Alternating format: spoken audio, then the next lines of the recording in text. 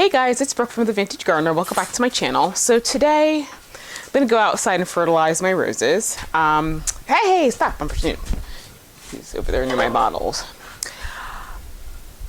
Look, in the past week, we lost power.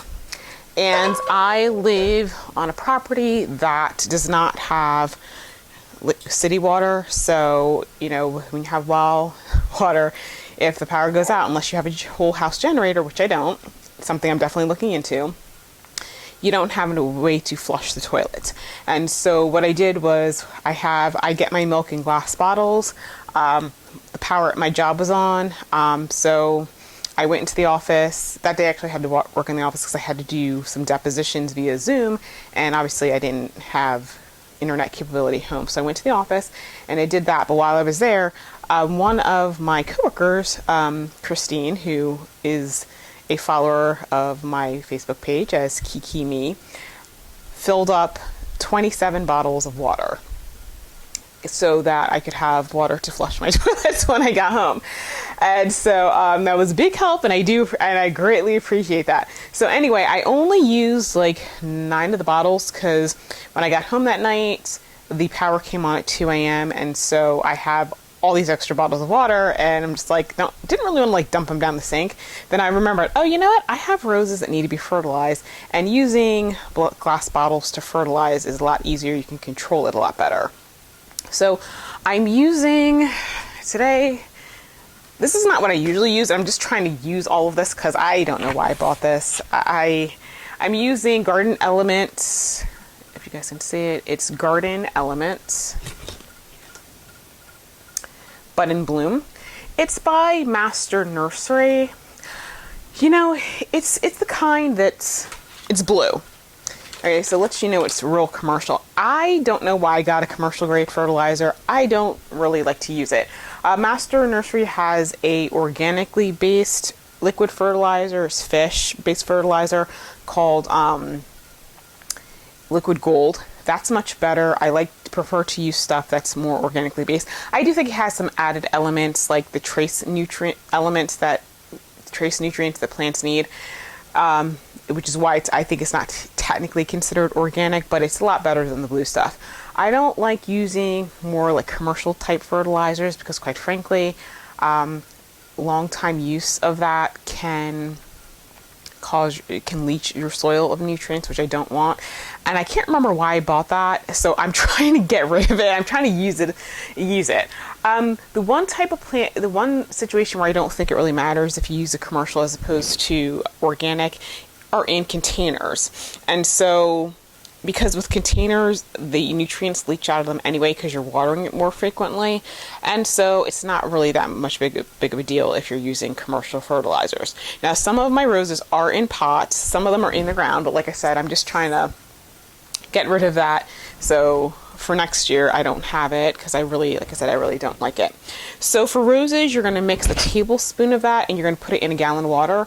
The bottles that I have are half gallon, but I have another gallon of water to, once I pour that in the rose to flush it out. So I have filled 9, and let me see if I can turn this around. So as you can see, there are 9 containers right there, and then over here are the 9 clear water. I didn't have a funnel, so I was using some paper as a funnel. And so I have a bunch of roses. Let's see, I've got 2 Teasing Georgia, 1 Graham Thomas, 1 Tess of the D'Urbervilles. I've got 2 Desdemona, and I've got 4 what appear to be Jubilee Celebration. So I'm trying to think. That's 4, 6, 7, 10. So I'm short 1. So what I'm going to do is I'm not going to do Tess of the D'Urberville today. The reason is tomorrow I'm going to plant that in a container, and when I plant it, I'll fertilize it done. So I'm going to take this outside and get this set up, and we'll go from there.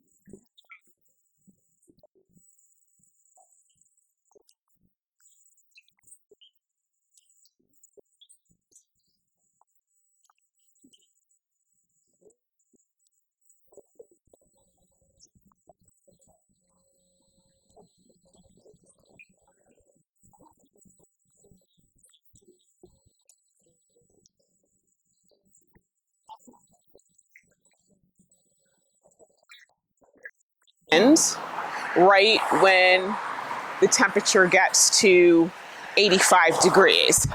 So they're in a good place right now.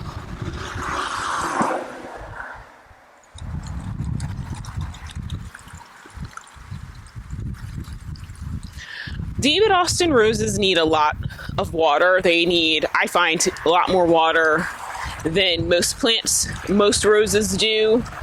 And that's because, of course, they were bred in England. So that's a completely different climate than what I have here.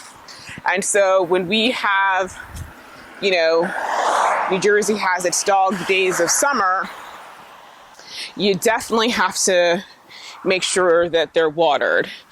There's a little yellowing in here. I think, I'm not really sure what that is. I mean, sometimes the leaves do just turn yellow, but it's not a lot, so it's clearly not heat stress. Some of the leaves at the base of the plant are probably yellow because they're not getting enough sun down there, because it is pretty thick down there, which I don't mind. I mean, I like the way it is. One thing I've noticed with having drip system this year is that I have not, and not to mention we also haven't had as much humidity this year, I have not been battling black spot, which is something I typically do. In fact, my roses tend to get it black spot a few times in the seasons and defoliate, but I haven't had that issue this year. So let me walk over here to my Desdemona rose. Okay guys, here's Desdemona. This is the second bush. It recently bloomed, so I'm just gonna pop these little heads off right here. I've got some new blooms coming. Roses are very heavy feeders. Now, I haven't been giving this one fertilizer on a weekly basis. So a lot of times I do. This year I didn't do it. They got a lot of fertilizer at the beginning, but it's doing really well. And I know that by giving it some liquid, it'll uptake the nutrients a lot more quickly than ordinarily it would.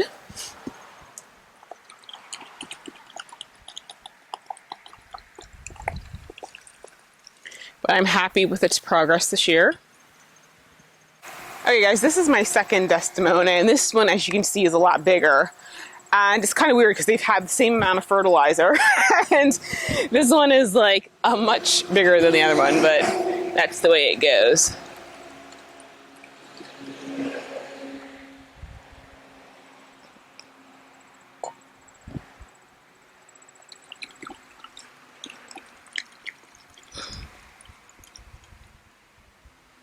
Okay. Guys, so now I'm in the sunset garden. And so the roses are at the back because all of the yellow roses in this bed are climbers, so they're gonna get pretty big. So now I'm gonna climb up here. Hopefully I could do this without falling. Oh, okay.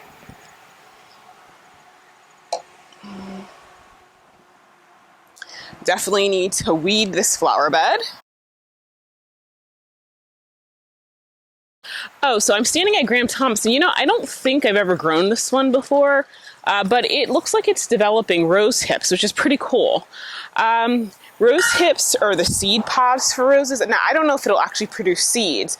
And quite frankly, I'm probably going to clip off the hips because I want it to continue to bloom for the season. But at the end of the year, at the end of the season, maybe I'll collect them and see if there are actually any seeds in them. Because who wouldn't want more Graham Thomas flowers? The benefits of that, of course, would be that it would that any roses that come from it would be on its own root system, which in New Jersey is a much safer bet. So the one I'm watering right now is Teasing Georgia. I had this at my last house in New Jersey. This thing at my last house, I think I got about like 9 feet tall and like 13 feet wide. It's a bit of a monster, but it's beautiful. It's really beautiful. So I'm going to try to put some sort of trellis behind it so that it has a little bit more support. Oops. Oh, I'm stepping all over my portulaca here. My cosmos are getting nice and big. I got some dahlias over here. I'm hoping they'll start It should start budding and blooming within the next few weeks. And actually, I need to fertilize that tomorrow. Okay, this Teasing Georgia over here is really starting to hit its stride. One thing I noticed about David Austin roses is that they tend to send out a long shoot to one side, and then it's like the next year they send a long shoot out to the other side. Okay guys, so this is it. I'm done fertilizing the roses, and I will do a test of the D'Urberville tomorrow once I plant it.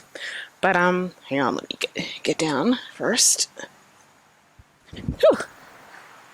Okay, so that's it. I'll show you guys tomorrow when I plant Tess of the D'Urberville. That's a more established plant. I got that from Flags Garden Center. And I'll show you what I do with the roses that I get that are more full size. I'm going to put in pots because I still haven't decided on the location for that one. So I'll see you guys in the next video, and don't forget to subscribe.